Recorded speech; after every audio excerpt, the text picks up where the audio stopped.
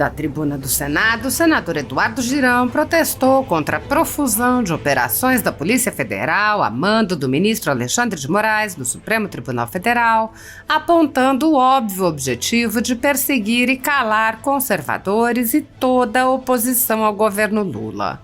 Ele disse: "Nós não temos um dia de paz. Nesse recesso, foram barbaridades em cima de barbaridades. Operação na casa de líder da oposição.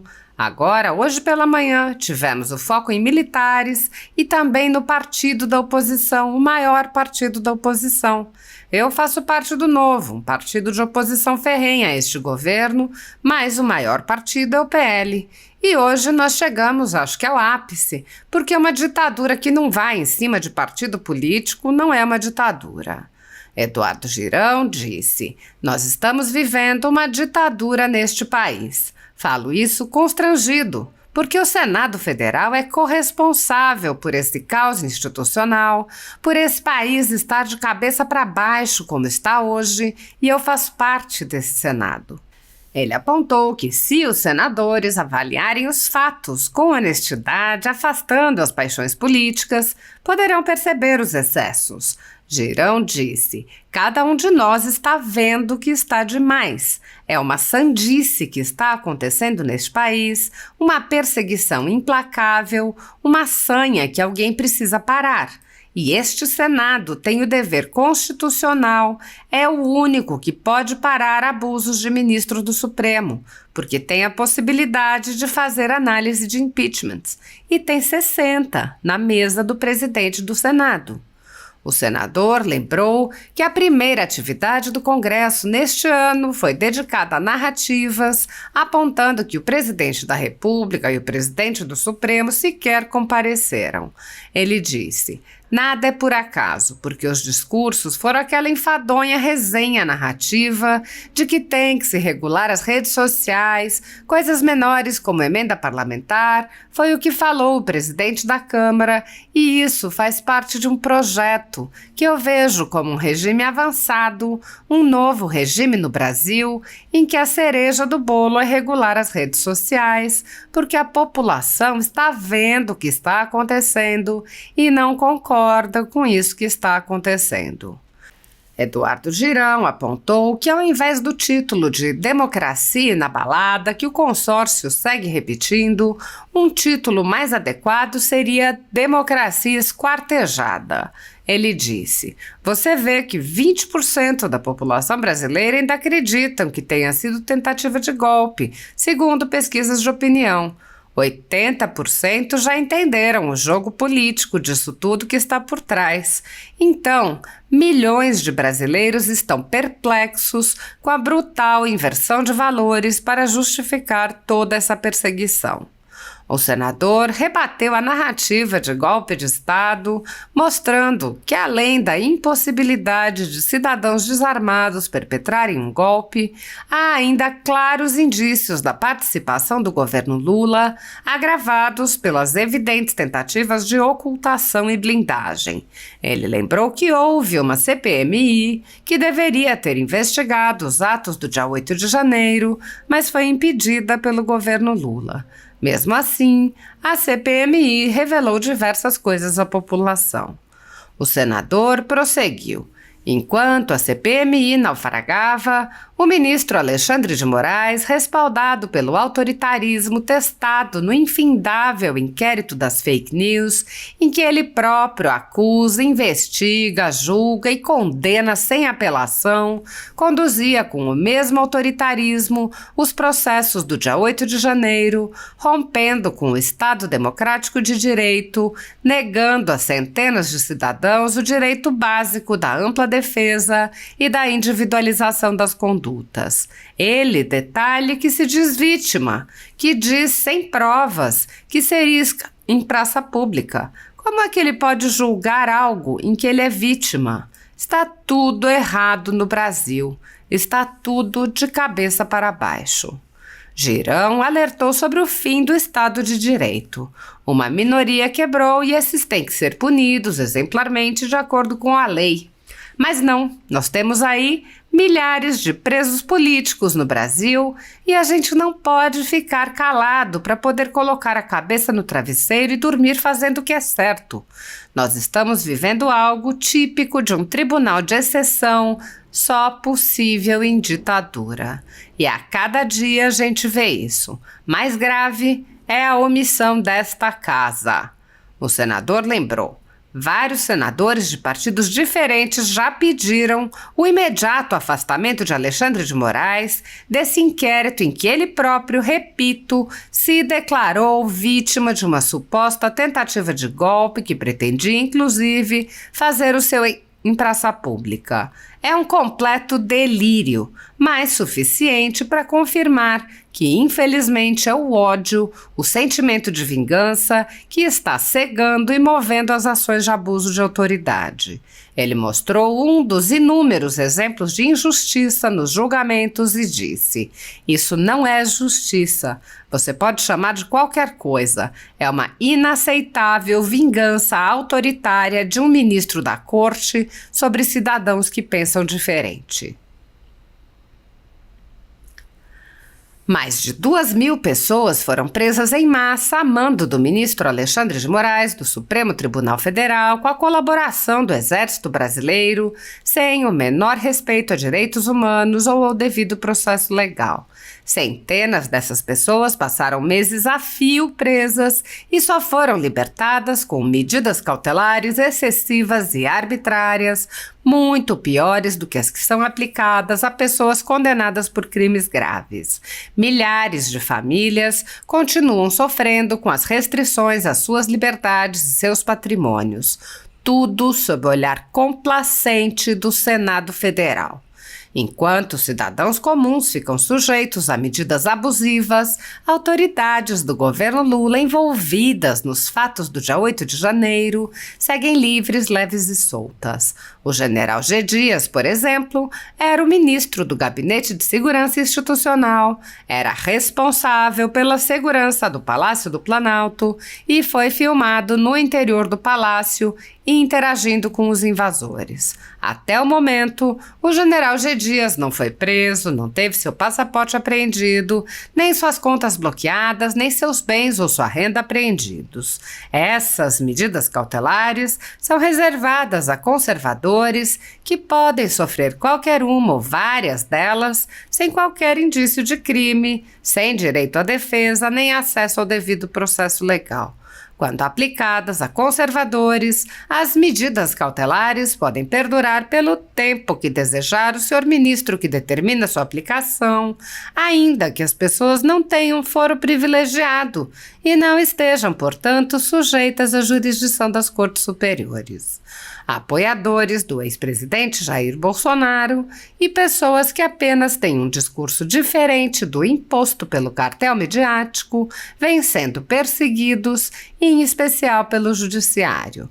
Além dos inquéritos conduzidos pelo ministro Alexandre de Moraes no Supremo Tribunal Federal, também o ex-corregedor do Tribunal Superior Eleitoral, Luiz Felipe Salomão, criou seu próprio inquérito administrativo e ordenou o confisco da renda de sites e canais conservadores, como a Folha Política.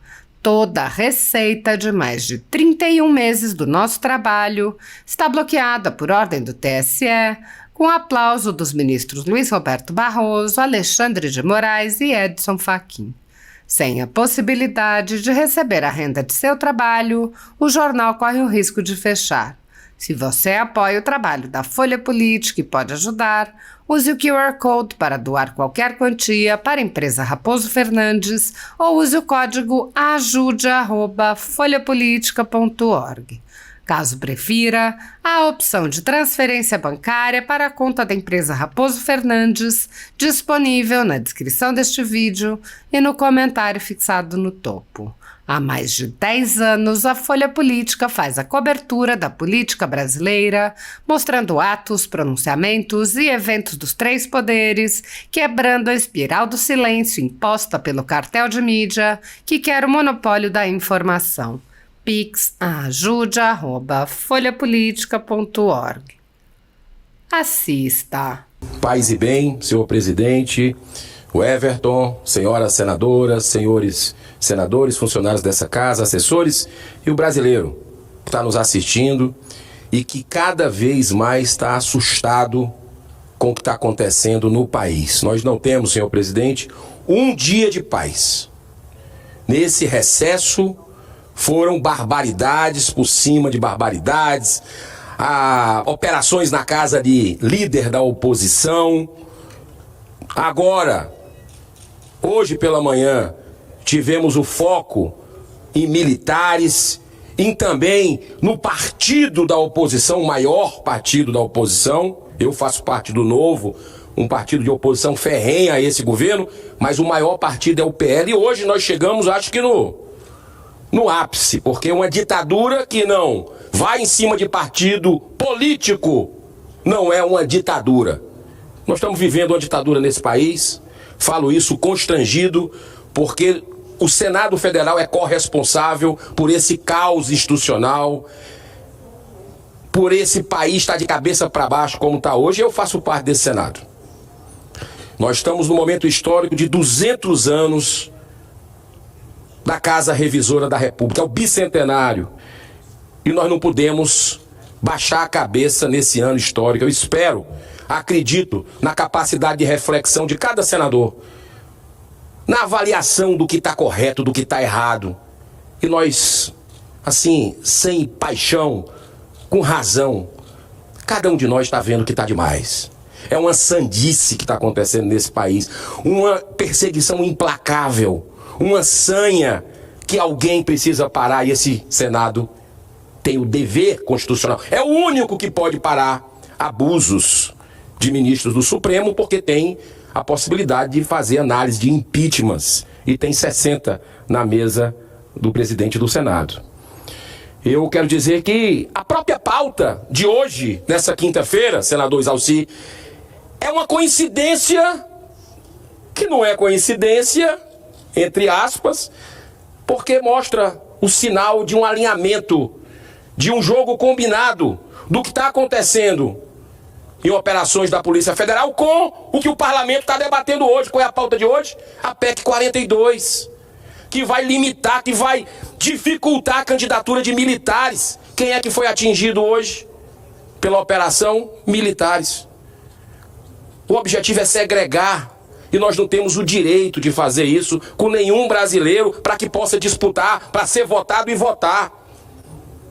Esse é o Brasil da atualidade que nós precisamos buscar a volta da democracia. Não temos democracia, e é através do reequilíbrio entre os poderes. Senhor presidente, na segunda-feira, na abertura do ano legislativo, nós vimos muitos discursos dos presidentes da casa. O presidente Lula não veio, o presidente do Supremo também não compareceu. Nada é por acaso, porque os discursos foram aquela enfadonha resenha narrativa de que tem que se regular as redes sociais, coisas menores com uma emenda parlamentar, foi o que falou o presidente da Câmara, e isso faz parte de um projeto que eu vejo como um regime avançado, um novo regime no Brasil, que a cereja do bolo é regular as redes sociais, porque a população está vendo o que está acontecendo e não concorda com isso que está acontecendo. Então, o Congresso Nacional foi palco de um lamentável evento, claro, que aconteceu no dia 8 de janeiro do ano passado, que foi celebrado aqui como um título de democracia inabalada, mas que eu digo que o título correto talvez teria sido democracia esquartejada. Foi isso, pelas falas, pelas narrativas que não convencem ninguém. Você vê que 20% da população brasileira ainda acredita que tenha sido tentativa de golpe, segundo pesquisas de opinião. 80% já entendeu o jogo político disso tudo que está por trás. Então, milhões de brasileiros estão perplexos com uma brutal inversão de valores para justificar toda essa perseguição. Eu vou provar isso nesse pronunciamento, senhor presidente, pois até que ainda persistem sérias controvérsias e importantes interrogações nunca respondidas, prevalecendo uma falsa narrativa de golpismo orquestrada pelo governo, pela maioria dos ministros do Supremo, muitos calados, e por uma parte expressiva da grande mídia. É a primeira vez na história da humanidade que se quer a todo custo caracterizar um golpe de Estado sem a força das armas, sem nenhuma liderança política, num domingo desta nação. Desde o início, meu posicionamento sempre foi frontalmente contrário a invasões, depredações aos edifícios públicos, sedes dos três poderes da República. Quem conhece minha atuação sabe que eu sou um defensor da vida, da paz, das instituições democráticas e principalmente da liberdade com responsabilidade, mas sem jamais abrir mão da verdade e da justiça. A CPMI, da qual fui titular, tinha todas as condições de elucidar muitas dessas dúvidas. Nós propusemos a CPMI para investigar e chegar à verdade. A oposição tentou isso, mas ela foi sequestrada desde o início pela maioria governista, interessada apenas na consolidação da frágil e precária narrativa do golpe de Estado e na completa blindagem do governo Lula. Foram barradas todas as iniciativas da oposição que visavam obter provas irrefutáveis da omissão deliberada das Forças de Segurança Nacional que estava lá no estacionamento do Ministério da Justiça. Importante também, senhor presidente, nós refletirmos que isso não mudou nem quando houve o vazamento das escandalosas imagens que mostravam o general G. Dias, o general do Lula, responsável pelo estratégico Gabinete de Segurança Institucional, servindo água e cafezinho junto com a sua equipe aos manifestantes invasores do Palácio do Planalto como um verdadeiro anfitrião. Não mudou nem depois da demissão do general, numa clara demonstração de reconhecimento da responsabilidade de quem nada fez para garantir a segurança, mesmo depois de receber 33 alertas da ABIN que o objetivo daqueles atos seria a destruição do patrimônio público. Mas nada pode ser mais grotesco e suspeito do que a negativa do Ministério da Justiça em entregar à CPI as imagens das câmeras de segurança, pois em vários momentos foi confirmada a retenção de tropas de segurança dentro do Ministério enquanto aconteciam os distúrbios violentos. Depois de reiteradas e injustificáveis procrastinações, mesmo com decisão do STF, por incrível que pareça, o ministro veio ao público dizer, sem nenhum pudor, que todas as imagens tinham sido apagadas. Mas permanece a pergunta, senhor presidente, que não quer calar. Por que houve tanto medo dessa CPMI? Enquanto a CPMI naufragava, o ministro Alexandre de Moraes, respaldado pelo autoritarismo testado no infindável inquérito das fake news, que já perdura 5 anos, vai fazer 6 agora, onde ele próprio acusa, investiga, julga, condena sem apelação, conduzia com o mesmo autoritarismo os processos do dia 8 de janeiro, rompendo com o Estado Democrático de Direito, negando a centenas de cidadãos o direito básico da ampla defesa e da individualização das condutas. Ele, detalhe, que se diz vítima, que diz que, sem provas, que seria esquartejado em praça pública. Como é que ele pode julgar algo que ele é vítima? Tá tudo errado no Brasil, tá tudo de cabeça para baixo e as pessoas de bem precisam se manifestar de forma ordeira, pacífica, mas com firmeza. Eu não tenho dúvida que a maioria das instituições é composta por pessoas de bem, que estão caladas, estão com medo num momento importante da República, num momento dramático, onde a população está acuada. Pais e mães de família, sem nenhum antecedente criminal, que ao serem detidos portavam apenas bandeira do Brasil e bíblias, foram tratados como perigosos terroristas e condenados a mais de 15 anos de prisão. Detalhe, a maioria dos que entraram aqui tem as imagens. Uma minoria quebrou e esses têm que ser punidos. exemplarmente de acordo com a lei. Mas não, nós temos aí milhares de presos políticos no Brasil e a gente não pode ficar calado para poder colocar a cabeça no travesseiro e dormir fazendo o que é certo. Nós estamos vivendo algo típico de um tribunal de exceção só possível em ditadura. E a cada dia a gente vê isso. Mais grave é a omissão dessa casa. Os primeiros julgamentos aconteceram no plenário presencial lá no STF, onde cada ministro discute as provas e analisa o voto do relator. Mas depois do impacto negativo das primeiras decisões, os julgamentos foram transferidos para o plenário virtual. Olha só, sem discussão dos ministros, que apenas apresentam friamente seus votos. Vários senadores de partidos diferentes já pediram o imediato afastamento de Alexandre de Moraes desse inquérito que ele próprio, repito, se declarou vítima de uma suposta tentativa de golpe que pretendia, inclusive, fazer o seu enforcamento em praça pública. É um completo delírio, mas suficiente para confirmar que, infelizmente, é o ódio, o sentimento de vingança que está cegando e movendo as ações de abuso de autoridade. Vejam, senhoras e senhores, a que ponto chega esse desvirtuamento, onde é rasgada a Constituição. Nos autos do processo de Gabriel Lucas Lote Pereira, consta a comprovação de que ele foi detido no estádio Mané Garrincha, a 4 quilômetros da Praça dos Três Poderes. Ou seja, nem sequer chegou perto dos acontecimentos violentos de depredação. Mesmo assim, Alexandre de Moraes o condena a 12 anos de prisão. Isso não é justiça. Você pode chamar de qualquer coisa. É uma inaceitável vingança autoritária de um ministro da Corte sobre cidadãos que pensam. Estive conversando, senhor presidente, em janeiro, com parlamentares norte-americanos sobre o que está acontecendo no Brasil.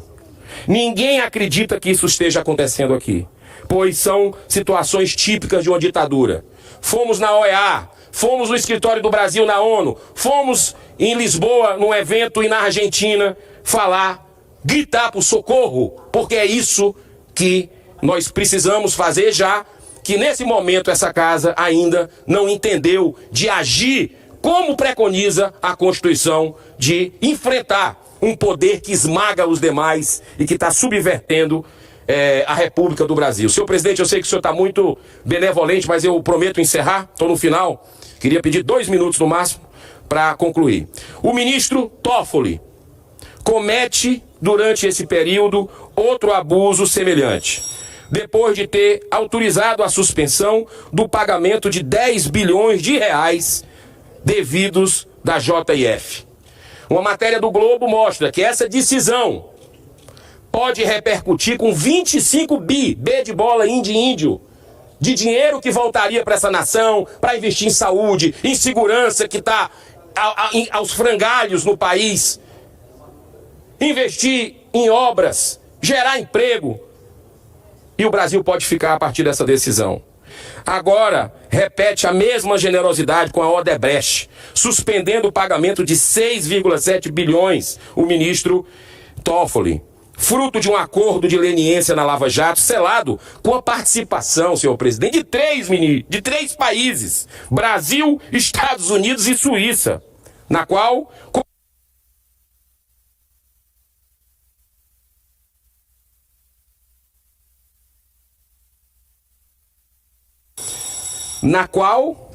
esse acordo de leniência da Lava Jato, selado com a participação de 3 países, Estados Unidos, Brasil e Suíça, a empresa confessa todos os crimes, admitindo suborno com a prática usual de seus negócios. Enquanto o Supremo premia a corrupção, um dos maiores e mais bem-sucedidos empresários brasileiros, Luciano Hang, está sendo obrigado a pagar a multa de 85 milhões de reais por ter influenciado os seus funcionários na eleição. E outra coisa, ele foi declarado inelegível. E ele está até hoje com as redes bancárias congeladas. Senhor presidente, uma inversão completa de valores para um país cujo símbolo maior de impunidade é ser governado por alguém que foi condenado em 3 instâncias, por chefe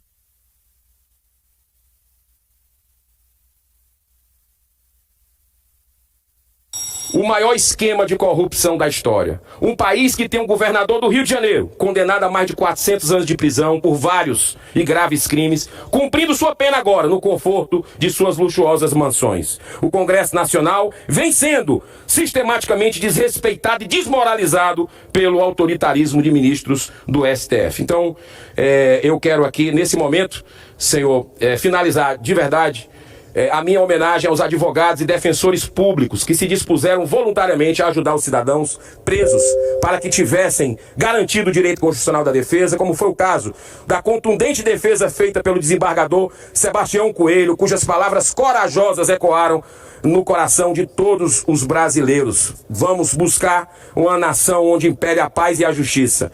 Uma nação livre da pior das ditaduras, que é a ditadura do judiciário. Muito obrigado.